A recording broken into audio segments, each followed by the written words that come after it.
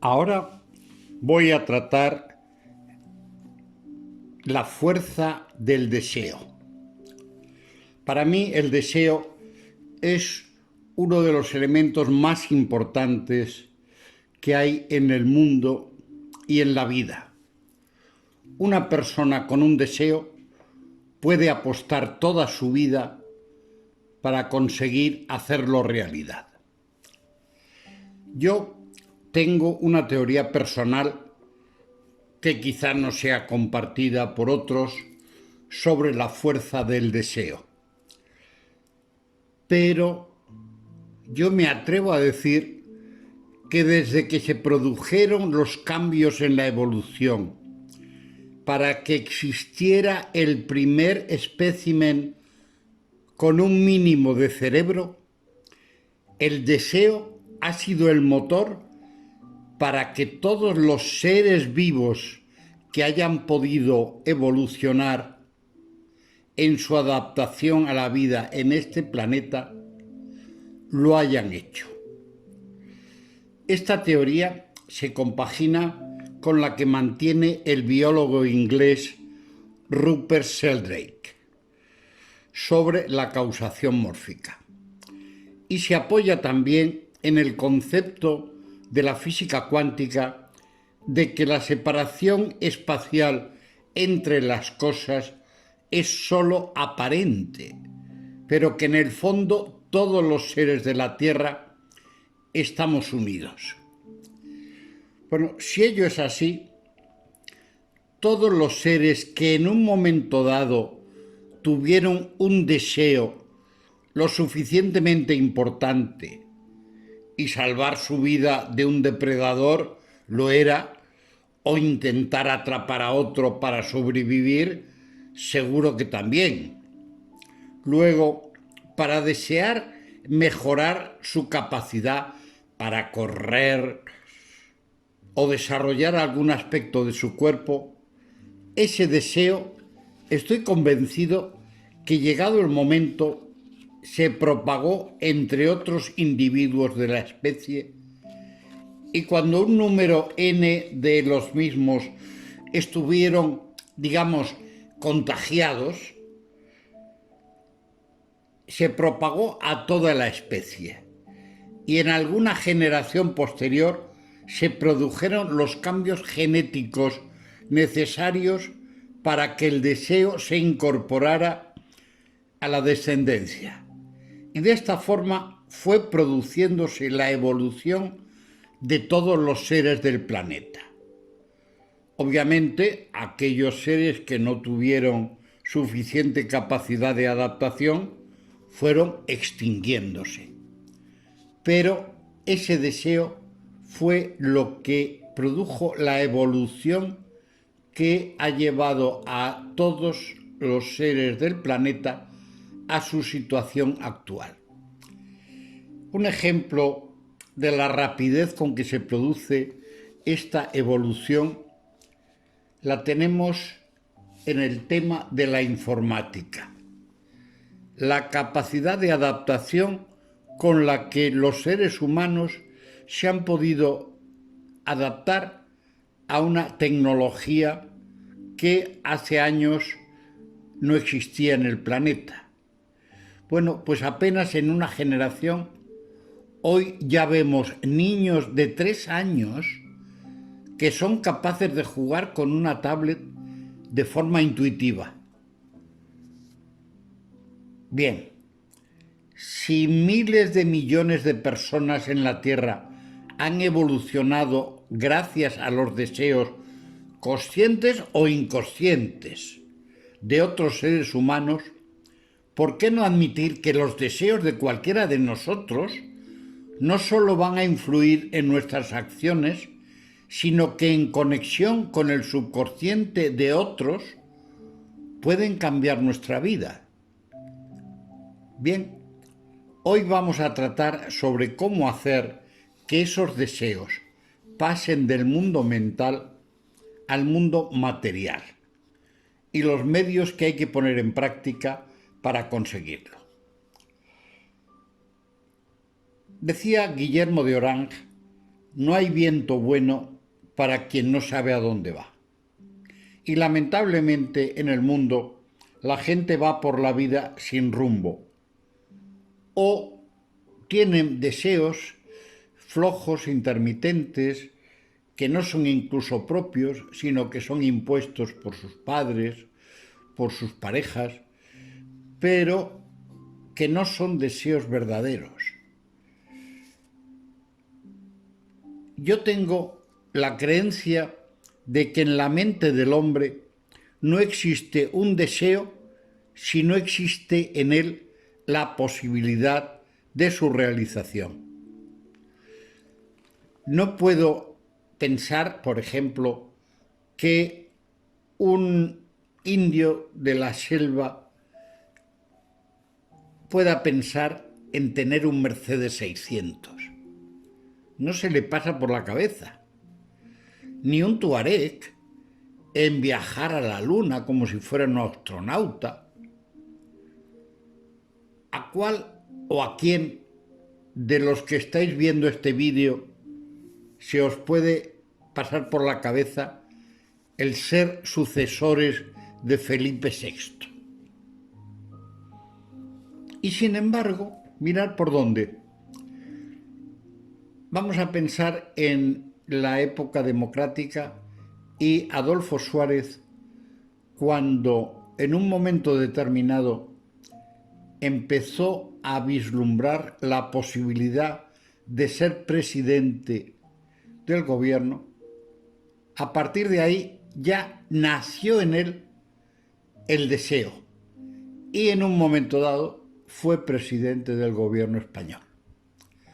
En época más reciente, yo me imagino que el actual presidente y vicepresidente, puede ser 10 años o más o menos, pudieron tener ese deseo. Y actualmente lo son. El tema es que el deseo, para que pueda llegar a pasar de la mente a la realidad, tiene que tener una serie de características o elementos. El primero, el deseo tiene que ser importante, tiene que ser movilizador para la persona que lo piensa. Digamos, si tú piensas que quieres llegar al sol, al menos si no llegas, posiblemente consigas una estrella. Bueno, pues en el mundo mental no hay diferencia entre grandes y pequeños deseos.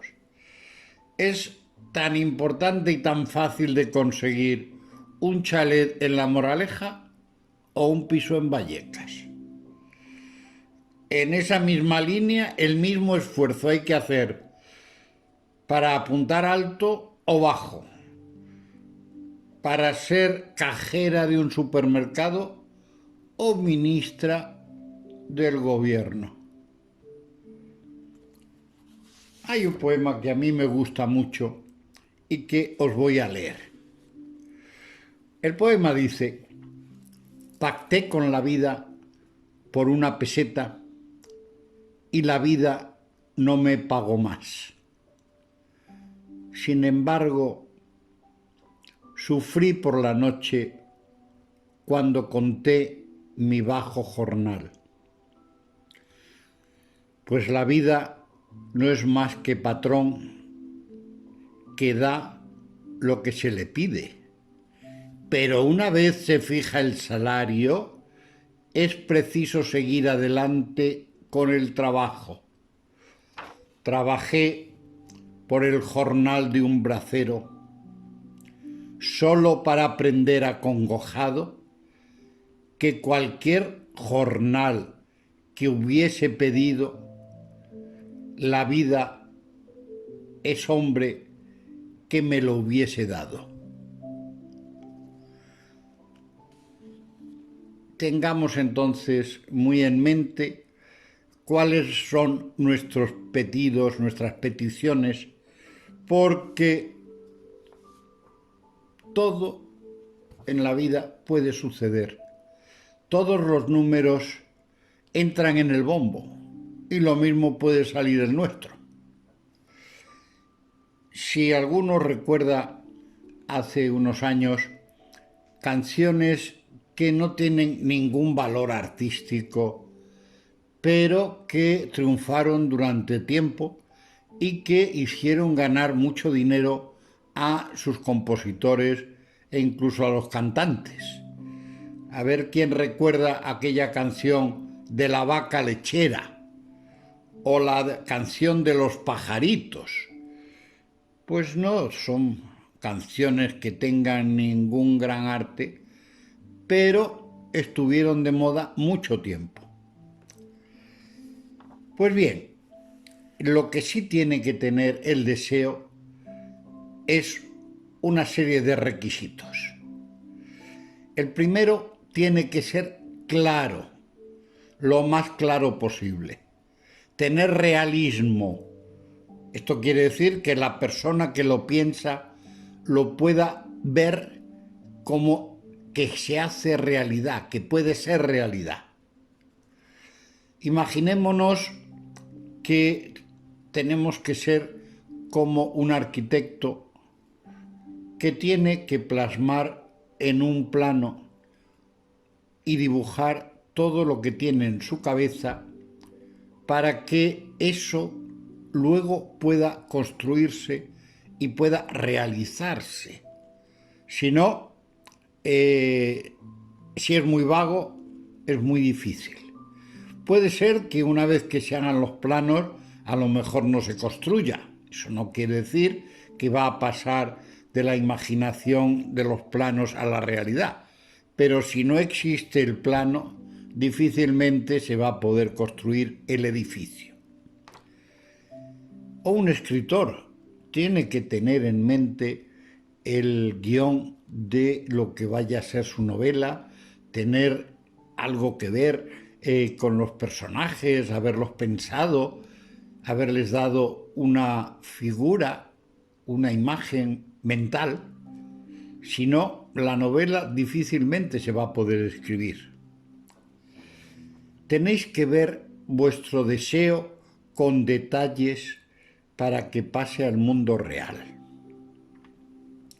Obviamente, ¿qué os voy a decir? Que el deseo puede ser negativo y os creáis y os va a pasar lo que deseáis. Pero por vuestro bien yo diría que más vale que sea un deseo que sea positivo para vosotros y que os sirva para ser felices. Pero si no lo pensáis de todo bien, puede pasar que también lo malo suceda. Hay un caso histórico que quiero comentaros y que demostró cómo una idea que una persona tenía en mente, cuando ya se puso seria en relación con la consecución del deseo, se logró. Henry Ford llevaba pensando mucho tiempo en la construcción de un motor de 8 válvulas para su famoso modelo T. Pues bien, él le transmitió a los ingenieros su deseo.